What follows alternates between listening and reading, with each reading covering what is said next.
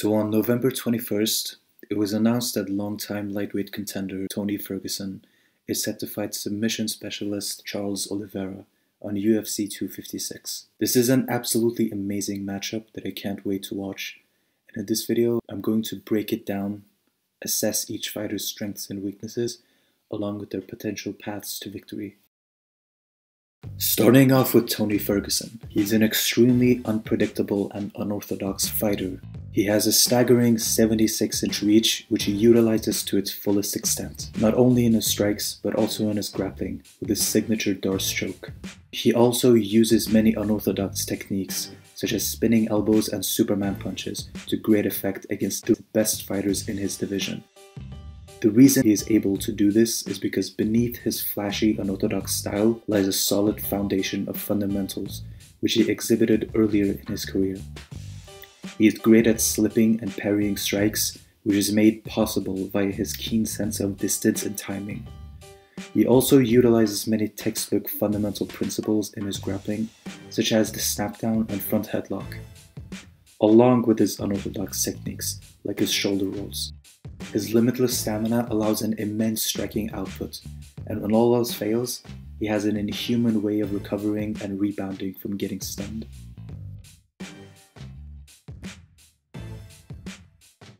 Now, something you immediately pay attention to when watching Tony fight is his unique movement and footwork. He will often switch from orthodox to parallel to southpaw and everything in between, doing so without compromising his ability to strike and deal damage effectively. Only a few other fighters in the UFC have grasped this concept of omnidimensional movement that opens up new angles of attack and flusters conventional fighters. This is going to be a big weapon heading into this fight, as Oliveira is a much more conventional striker who hasn't faced many unorthodox strikers in his career, and the ones he has faced, he's lost to. Another big advantage that will come into play for Tony Ferguson is his length. Although he only has a 2-inch reach advantage in this fight, Tony utilizes much more of his reach than Charles Oliveira. Historically, Oliveira has struggled against fighters who either have a longer reach than him or simply fight very long. This is because Charles generally stands very squared and upright, which doesn't allow him to fully use his reach, and he occasionally pays for it when exchanging straight punches with his opponent. On top of that, a common defensive tactic that Oliveira uses is the post and retreat, which entails extending your lead hand against the opponent to prevent them from getting in on you, whilst retreating to create distance. Doing so can leave you open for looping strikes around your posting arm, something that Tony Ferguson can and probably will easily take advantage of. However, Tony does his best work on the feet when he's on the back foot and when the opponent is rushing him with strikes. His amazing sense of distance and timing allows him to easily counter the advancing opponent whilst getting out of harm's way. This is another big advantage that Tony has on the feet, as Oliveira is the most exposed when he is advancing and trying to hit the opponent.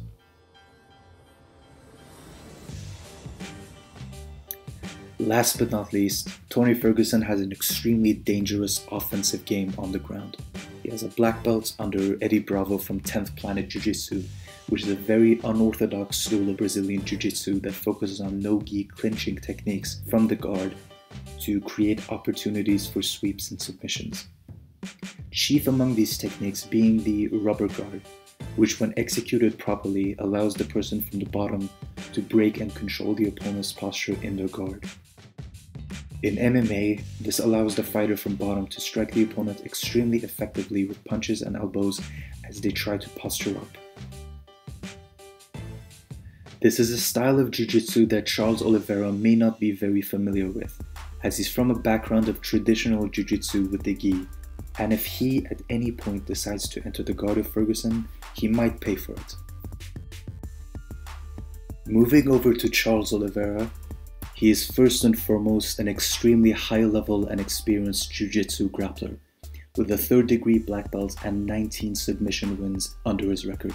He has shown to be very strong on top against other high-level grapplers, but just like Tony Ferguson, he does his best work from the bottom. He is an expert at using butterfly hooks to manipulate the opponent's balance and get himself into a more advantageous position. Just like Tony, he is extremely offensive-minded from his back. constantly attacking for submissions. Although he hasn't won a fight with it yet, he loves to attack the legs of the opponent with heel hooks. He is particularly effective with taking the back of the opponent to get a rear naked choke, but most of his wins come by way of the guillotine, which he usually sets up either by baiting a takedown from the opponent or by baiting an underhook, both of which exposes the opponent's neck and allows Oliveira to attack and cinch in the guillotine choke. In recent times, however, Oliveira has evolved his striking tenfold and is now much more effective and dangerous on the feet.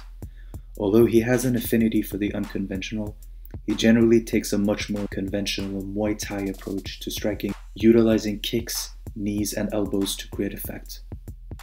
However, he is most effective and dangerous at countering the opponent by intercepting them with powerful hooks as they're coming in on him. He also has a powerful right straight which he uses on retreating opponents or also as a counter to one of their attacks. This is by far the biggest advantage for Oliveira, as Tony often leaves himself vulnerable when advancing with strikes. This is something that Anthony Pettis and Lando Vannata capitalized on in their fight with Tony, but Justin Gaethje was the one to really expose his weakness and was able to make Tony pay every time he went on the offensive. Charles Oliveira has proven to have a great understanding of distance and timing, along with an inhuman composure while being attacked. And if Tony has yet to fix this weakness in his striking, I can easily see Oliveira exploiting it and hurting Ferguson over and over again as he tries to cover the distance. So there are a few big X factors to consider heading into this fight. First of all, this is scheduled to be a 3-round fight, which benefits Charles Oliveira, who generally gasses out in the 4th and 5th rounds. It also plays against Tony's general strategy of overwhelming the opponent with volume, making them tired, and eventually making them cave under the pressure. With the fight being 3 rounds, it's going to allow Oliveira to be more liberal with his output and also to sit down more in his punches to really cause damage to Tony. Another big factor to consider is if Tony has changed or fully recovered from the damage that he received in his previous fight. We usually see Tony recovering and continuing on just fine after being badly stunned by his opponents, but Justin Gaethje was able to deal continuous damage to the head of Tony and eventually finish him off in the 5th round. When you also take into account the damage that Tony has taken in his previous fights, you have to question if he's been able to fully recover from all that trauma to the head, and if his ability to take a strike is going to be compromised heading into this fight. Now that we've gone over the ins and outs of both of these fighters, let's finally assess them and see who truly has the advantage. I believe that the striking advantage will go to Tony Ferguson. The reason I say this is because both of these fighters do their best work when they are the ones being pressured. That's when they can utilize their great countering ability and make the opponent pay.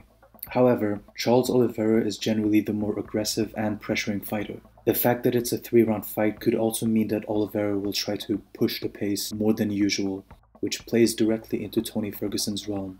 When you also take into account the unorthodox nature of Tony's striking, as well as the deficiencies in Oliveira's defensive tactics, I do believe that Tony will get the better of Charles on the feet. Both fighters are equally adept at both wrestling and jiu-jitsu, and I don't think either fighter is going to do significantly better than the other in the grappling realm. However, there is one area of Tony Ferguson's grappling that has shown deficiencies, and that's his defensive grappling off of his back. One opponent that both Charles and Tony have fought is Kevin Lee. Both Charles and Tony got taken down by Kevin, but only Charles was able to consistently and effortlessly thwart Kevin Lee's strong top game. Oliveira was able to easily control and manipulate Kevin using butterfly hooks and constantly attacking for submissions. Tony, however, was not only taken down, but at one point mounted by Kevin and was on the receiving end of some hard punches and elbows. On the other hand, Tony was able to stuff 3 out of 6 takedown attempts from Lee, whilst Oliveira was only able to stuff 1 out of 3 takedowns in their fight. So basically, using Kevin Lee as a measuring rod, I think we can deduce that Tony has a slight edge in wrestling, whilst Oliveira has a slight edge on the ground, which means that the overall advantage goes to Tony Ferguson.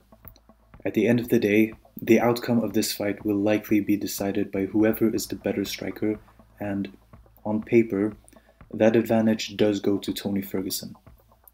With this in mind, I think the fight will go in the following way. In the first round, Charles Oliveira takes the center of the octagon and immediately starts to pressure Ferguson. Oliveira advances and tries to land strikes, but struggles to find his timing with the unorthodox movement of Ferguson, and for every strike that he does manage to land, Tony counters him with 2 or more. Ultimately, Ferguson is able to edge Oliveira on the numbers and wins the first round 10-9. In the second round, Oliveira establishes his pressure again, but this time he's much more meticulous about it. He eventually gets down the timing of Ferguson's strikes and manages to intercept him as he's coming in, possibly even knocking Ferguson down at some point. Either way, Oliveira wins the second round 10-9. By the third round, both fighters have a feeling of each other's patterns and timing. Both fighters pressure one another and both fighters land strikes, but at the end of the round, Tony's length, output, and unorthodox striking ultimately prevails, and he gets 29 points to Oliveira's 28 on 2 of the judges' scorecards, plus the one judge who always gives 30-27 for the winning fighter, ultimately winning the fight by unanimous decision.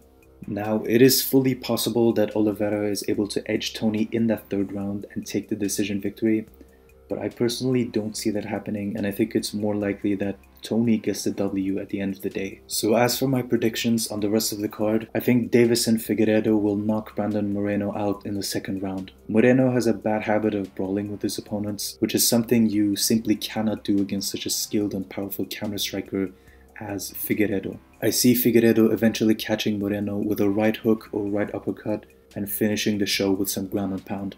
Renato Moicano versus Rafael Fiziev. I think Moicano is a slightly more technical striker, and despite Fiziev's great takedown defense, the threat of the takedown and eventual submission is still going to be there from Moicano, so I have him winning by unanimous decision. Junior Dos Santos versus Cyril Gane. JDS has taken a lot of damage in his most recent fights, and at this point I think he's over the hill. His reactions to strikes and his overall composure is just not there anymore. Cyril Gane is a huge prospect with next level striking, and I think he's going to beat JDS quite comfortably either by decision or a late TKO. Kevin Holland versus Jacare Souza. Kevin Holland is an extremely dangerous striking prospect on the rise, but I think it was a massive mistake to accept this fight against Souza. The reason I say this is because Darren Stewart was able to take Holland down 3 times, which I think Souza will also be able to do. When you take into account Souza's immense experience and skill on the ground, I think it's safe to say that he's going to submit Holland, probably in the first or second round. Last but not least, Carl Roberson versus Dalcha Lungiambula. Now, Carl Roberson is a dangerous kickboxer, but unfortunately, he's shown to have an extremely weak wrestling and ground game. Dalcha is an extremely athletic and powerful second-degree black belt in judo, which I think he'll use to great effect to take down and submit Roberson, probably in the first round. So that was it for the video, guys. Let me know about your predictions in the comments. If you like this kind of content, then make sure to subscribe, and I'll see you all next time.